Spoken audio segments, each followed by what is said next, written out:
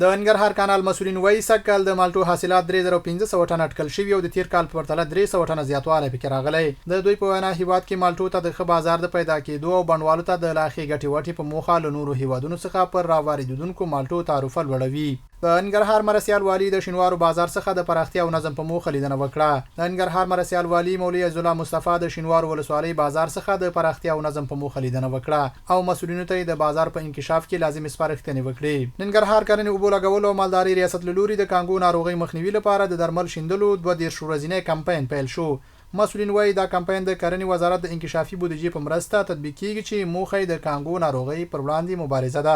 د ننګرهار وادي کرنیز اماراتي شرکت څلورګونو فارمونو په کابو 650 هکټاره زیتون باغونو کې شاخبوري پیل شوه. مسؤلین وایي دا شاخبوري به شاوخوا یو میاشت په بر کې ونیسي چې موخه یې د امراضو مخنیوي او بوټو ته په درسته بڼه د لمر وړانګو رسیدل دي.